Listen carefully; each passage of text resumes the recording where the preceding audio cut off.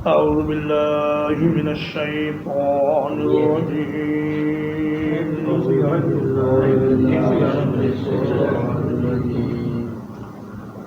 قال كم لبثتم في الأرض عدد السنين اللہ تعالیٰ فرمائے گا تم کتنی مدت زمین میں رہے سالوں کی گنتی کے اعتبار سے. اللہ تعالیٰ فرمائے گا کہ تم کتنی مدت زمین میں رہے سالوں کی گنتی کے اعتبار سے. قالوا لبثنا يوما أو بعض يوم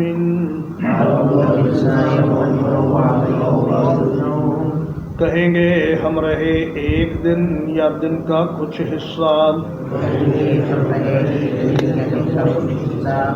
فاسأل العادين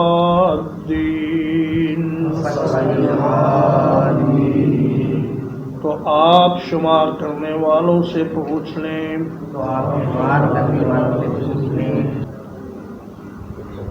قیامت کے دن اللہ تعالی بندوں سے پوچھے گا کہ اے میرے بندو تم دنیا میں کتنی دیر رہے ہو سالوں کی گنتی کے اعتبار سے. چونکہ دنیا کی زندگی کا حساب سالوں سے لگایا جاتا ہے اس لیے اللہ تعالیٰ ان سے یہ پوچھے گا کہ کتنے سال تم اس دنیا میں رہے. اللہ کو تو سب معلوم ہے لیکن اللہ پاک ایک خاص مقصد کے تحت ان سے یہ سوال فرمائے گا.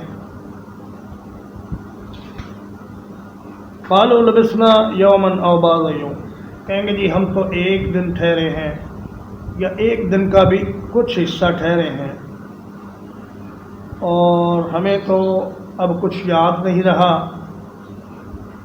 قیامت کی مصیبتوں میں ہم ایسے گھرے ہوئے ہیں کہ ہمیں تو یاد ہی نہیں کہ ہم کتنا ٹھہرے ہیں. فاسأل العادین آپ ان فرشتوں سے پوچھ لیجئے جنہوں نے ہمارے ایک ایک سانس کا اور ایک ایک لمحے کا حساب رکھا تھا وہ بتا دیں گے کہ ہم کتنی دیر ٹھہرے ہیں. تو دراصل دنیا کی یہ زندگی آخرت کے مقابلے میں چند لمحے ہی بنتی ہے اور انسان کی زندگی ایک ربڑ کی مانند ہے. آنے والی زندگی کھینچے ہوئے ربڑ کی طرح لمبی لگتی ہے اور گزری ہوئی زندگی سمٹے ہوئے ربڑ کی طرح تھوڑی سی لگتی ہے. آج اگر ہم اپنی گزری ہوئی زندگی کو دیکھیں تو ایسا لگتا ہے کہ جیسے جلدی جلدی بچپن گزر گیا اور نہایت سرعت سے جوانی بھی گزر گئی اور اب ادھیڑ عمری کا زمانہ ہے اور آگے موت کھڑی ہے.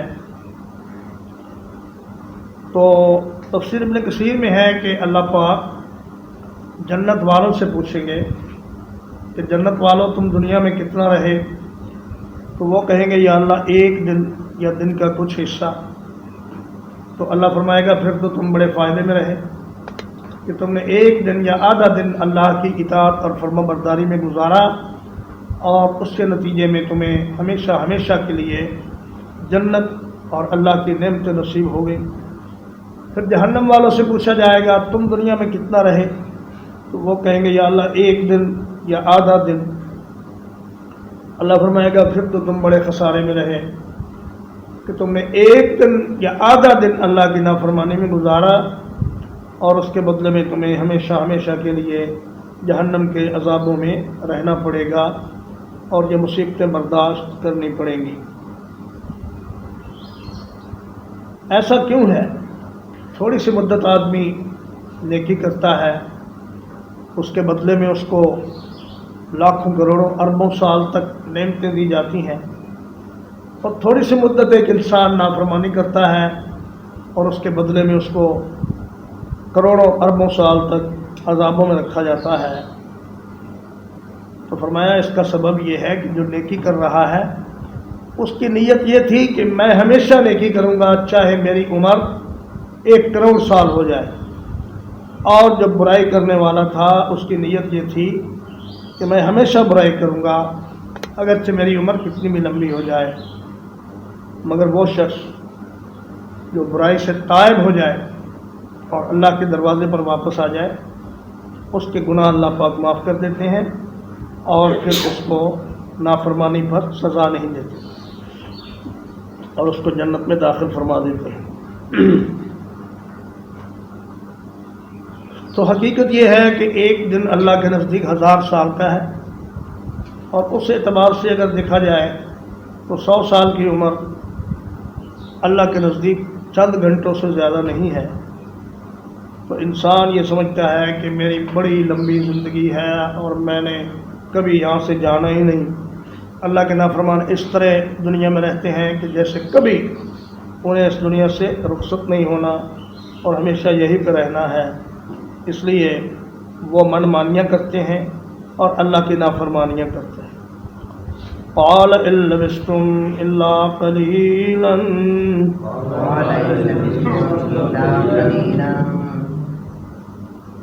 اللہ فرمائے گا کہ تم نہیں ٹھہرے مگر تھوڑی ہی مدت۔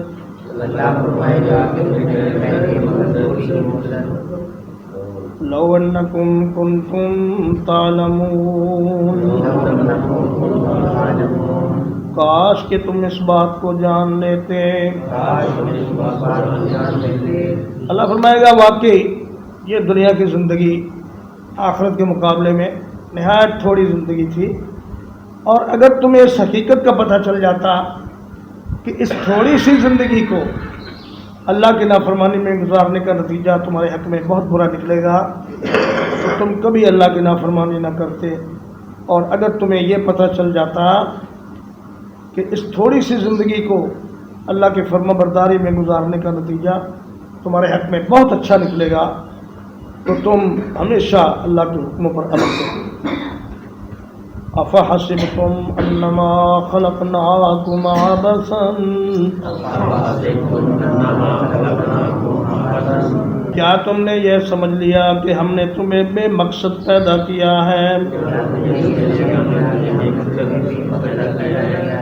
وَأَنَّكُمْ إِلَيْنَا لَا تُرْجَعُونَ،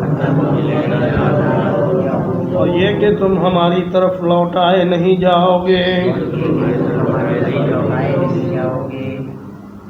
فرمایا تم نے یہ سمجھا کہ ہمیں اس دنیا میں اچھلنے کودنے کے لیے اور کھیلنے کے لیے بھیجا گیا ہے، تو چند دن کی دنیا ہے، پھر اس کو مٹا دیا جائے گا، ہم بھی مٹی کے ساتھ مٹی ہو جائیں گے، پھر نہ کوئی کسی سے حساب لے گا نہ کوئی حساب دے گا، اور اس طرح معاملہ ختم ہو جائے گا۔ لیکن فرمایا یہ تمہاری غلط فہمی ہے۔ فتعالى اللہ الملک الحق، تو نہایت بلند ہے اللہ تعالیٰ جو سچا بادشاہ ہے۔ لا الہ الا ہو، اس کے سوا کوئی معبود برحق نہیں۔ رب العرش الکریم، وہ عزت والے عرش کا مالک ہے۔ فرمایا اللہ سچا بادشاہ ہے، وہ بادشاہوں کا بادشاہ ہے، اور جب کوئی عقل مند آدمی ایک کام فضول اور بے مقصد نہیں کرتا تو کیا اللہ جو سارے جہانوں کا بادشاہ ہے وہ کوئی بے مقصد کام کرے گا؟ یہ بات تم نے کیوں نہیں سوچی کہ تمہیں بے مقصد نہیں بنایا گیا، بلکہ تمہارے پیدا کرنے کا ایک مقصد ہے۔ تم سب کمرہ امتحان میں بیٹھے ہو، کمرہ امتحان میں پاس ہونے والے اور فیل ہونے والے سبھی بیٹھتے ہیں، لیکن جب نتیجہ آتا ہے تو کچھ لوگ پاس ہو جاتے ہیں اور کچھ فیل ہو جاتے ہیں۔ فرمایا یہ دنیا امتحان کا کمرہ ہے، اور اس میں تم سارے کے سارے ایک حالت میں ایک ہی جیسی شکل میں بیٹھے ہو اور امتحان دے رہے۔ لا الہ الا هو رب العرش الکریم، قرآن مجید میں 2 دفعہ عرش عظیم آیا ہے اور 1 دفعہ اسی جگہ پر عرش کریم آیا ہے، اور 1 جگہ عرش مجید بھی آیا ہے۔ تو عرش کریم کا معنی عزت والا عرش۔ کسی گھر کی عزت اس کے مکین کی وجہ سے ہوتی ہے. کہتے ہو من بیت کریم، وہ آدمی عزت والے گھر میں سے ہے، یعنی اس گھر میں جو لوگ رہتے ہیں وہ عزت والے ہیں، اس لیے وہ بھی عزت والا ہے. تو چونکہ عرش اللہ تبارک و تعالیٰ اس پر مستوی ہے، اس لیے عرش کی عزت اس وجہ سے ہے کہ وہ اللہ پاک اس پر مستوی ہے. اور زمین سے پہلا آسمان بڑا ہے، پہلے آسمان سے دوسرا آسمان بڑا ہے، دوسرے سے تیسرا، اسی طرح ساتواں آسمان سب سے بڑا ہے، اور ان سب سے بڑا عرش الہی ہے. وہ اس کائنات کے اوپر چھتری کی طرح تنا ہوا ہے، اور ساری کائنات اس عرش کے زیر سایہ ہے، اور اللہ پاک اس عرش کے اوپر مستوی ہے. تو فرمایا کہ جتنا کوئی بڑا بادشاہ ہوتا ہے اتنا ہی اس کا بڑا پائے تخت ہوتا ہے. اللہ پاک کا تخت ایسا ہے کہ زمین و آسمان اس کی کرسی کے مقابلے میں ایک معمولی ذرے کے برابر ہے، اور کرسی عرش کے مقابلے میں ایک معمولی ذرے کے برابر ہے. تو پھر اللہ پاک کی عظمت اور اللہ پاک کی شان کا کیا کہنا. وَمَن يَدْعُ مَعَ اللَّهِ إِلَٰهًا آخَرَ، اور جو کوئی اللہ کے ساتھ کسی دوسرے معبود کو پکارے، لا برہان لہ بہ، جس کی اس کے پاس کوئی دلیل نہیں، فإنما حسابہ عند ربہ، تو اس کا حساب صرف اس کے رب کے پاس ہے. انہ لا یفلح الکافرون، حقیقت یہ ہے کہ کافر لوگ کامیاب نہیں ہوتے. فرمایا اللہ کے ساتھ کسی دوسرے معبود کو پکارنے کی کوئی عقلی یا نقلی دلیل کائنات میں موجود ہی نہیں ہے. جب دلیل ہے ہی نہیں تو کسی کے پاس کیا دلیل ہوگی. یہ ایسا ہی ہے کہ جیسے کہا جائے کہ فلاں آدمی نے اپنے بھائی پر ناحق ظلم کیا، یعنی کوئی ظلم ایسا بھی ہوتا ہے جو حق ہو، ظلم ہمیشہ ناحق ہی ہوتا ہے. تو فرمایا اللہ کے ساتھ دوسرا معبود ہونے کی کوئی دلیل ہے ہی نہیں، تو اس لیے کسی کے پاس کوئی دلیل کہاں سے آئے گی. تو فرمایا جو اللہ کے ساتھ شرک کرے اس کا حساب اللہ ہی لے گا. اس کا گناہ کتنا بڑا ہے یہ اللہ پاک ہی کو معلوم ہے، اور اسی کے مطابق اس کو سزا دی جائے گی. جیسے فرمایا فَإِنَّمَا عَلَيْكَ الْبَلَاغُ وَعَلَيْنَا الْحِسَابُ، اے میرے نبی آپ پر پہنچا دینا ہے اور ہمارے ذمہ حساب لینا ہے. اِنَّهُ لَا يُفْلِحُ الْكَافِرُونَ، سورت کی ابتدا ہوئی تھی ان لوگوں کے ذکر سے جو کامیاب ہیں، اور سورت کی انتہا ان لوگوں کے ذکر سے ہو رہی ہے جو ناکام ہیں. اور میں کامیابی چاہتے ہو تو وہ صفتیں اپنے اندر پیدا کرو جو سورۃ المومنون کے شروع میں بیان کی گئی ہیں، اور ناکامی سے بچنا چاہتے ہو تو ان کاموں سے بچو جن سے انسان ناکام ہوتا ہے. وَقُلْ رَبِّ اغْفِرْ وَارْحَمْ، اور کہیے اے میرے رب بخش دیجئے اور رحم فرمائیے.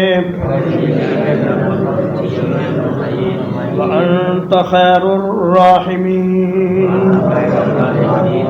اور آپ سب رحم کرنے والوں میں بہترین ہیں. قرآن مجید کی جن آیات سے پہلے قل آیا ہے، ان آیات کے اندر بڑے اسرار ہیں اور بڑے فوائد ہیں، اور ان دعاؤں کے بہت سے رموز ہیں، اور یہ دعائیں بطور خاص پڑھنی چاہیے. حضرت ابو بکر صدیق رضی اللہ تعالیٰ عنہ نے نبی کریم صلی اللہ علیہ وسلم سے پوچھا یا رسول اللہ مجھے کوئی ایسی دعا بتائیں جو میں اپنی نماز میں پڑھا کروں. تو آپ نے فرمایا تم یہ کہا کرو اللہم انی ظلمت نفسی ظلما کثیرا ولا یغفر الذنوب الا انت فاغفر لی مغفرۃ من عندک وارحمنی انک انت الغفور الرحیم. بخاری شریف کی حدیث ہے کہ آپ کو یہ دعا تشہد میں پڑھنے کے لیے آپ نے سکھائی. علامہ ابن القیم اور ابن تیمیہ رحمہم اللہ، یہ آخری آیات افحسبتم انما خلقناکم سے لے کر سورت کے آخر تک بیمار کو پڑھ کر دم کرتے تو وہ شفا یاب ہو جاتا۔ مسند ابو یعلا میں ایک حدیث بھی ہے جسے شیخ البانی نے ضعیف کہا ہے کہ سیدنا عبداللہ ابن مسعود نے کہا کہ یا رسول اللہ، میں نے یہ آیات پڑھ کر ایک بیمار کو دم کیا تو وہ اچھا ہو گیا۔ آپ نے فرمایا یہ آیات اگر تم پہاڑ پر دم کرو تو وہ بھی اپنی جگہ سے ہٹ جائیں، یعنی اتنی بڑی مصیبت ہو جو پہاڑ جتنی ہو تو وہ بھی ہٹ جائے۔ تو ان آیات کا خاص طور پر ورد رکھنا چاہیے، اور کوئی بیمار ہو تو اسے دم بھی کرنا چاہیے۔ ترجمہ ایک بار۔ قال کم لبثتم فی الارض عدد سنین، اللہ فرمائے گا تم زمین میں کتنی مدت رہے سالوں کی گنتی کے اعتبار سے۔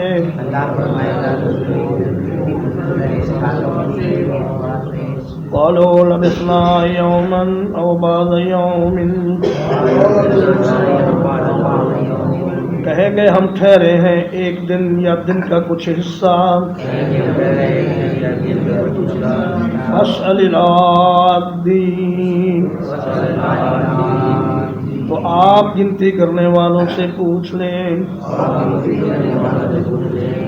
قال ان لبثتم الا قلیلا، اللہ فرمائے گا تم نہیں ٹھہرے مگر تھوڑی ہی مدت۔ لو انکم کنتم تعلمون، کاش کہ تم اس بات کو جان لیتے۔ افحسبتم انما خلقناکم عبثا، کیا تم نے یہ سمجھ لیا کہ ہم نے تمہیں بے مقصد پیدا کیا ہے؟ وَأَنَّكُمْ إِلَيْنَا لَا تُرْجَعُونَ، اور یہ کہ تم ہماری طرف نہیں لوٹائے جاؤ گے۔ فَتَعَالَى اللَّهُ الْمَلِكُ الْحَقُّ، تو بہت بلند ہے اللہ تبارک و تعالی جو سچا بادشاہ ہے۔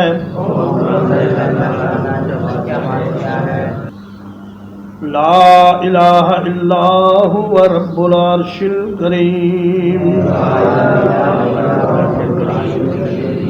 کوئی معبود نہیں برحق اس کے سوا جو عرش کریم کا رب ہے۔ وَمَن يَدْعُ مَعَ اللَّهِ إِلَٰهًا آخَرَ، اور جو کوئی اللہ کے ساتھ کسی اور معبود کو پکارے، لا برہان لہ بہ، جس کی اس کے پاس کوئی دلیل نہیں، فَإِنَّمَا حِسَابُهُ عِندَ رَبِّهِ،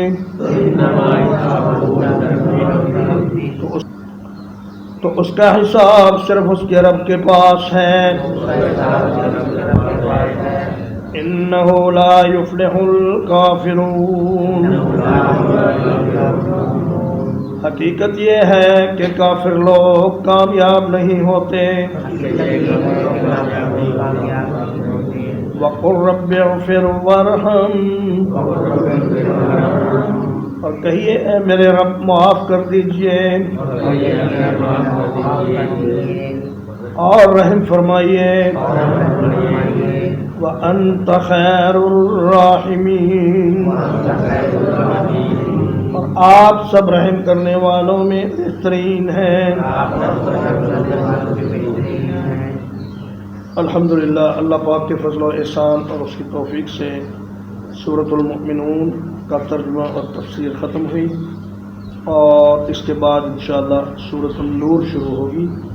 وصلی اللہ علی نبینا محمد وآلہ وصحبہ اجمعین۔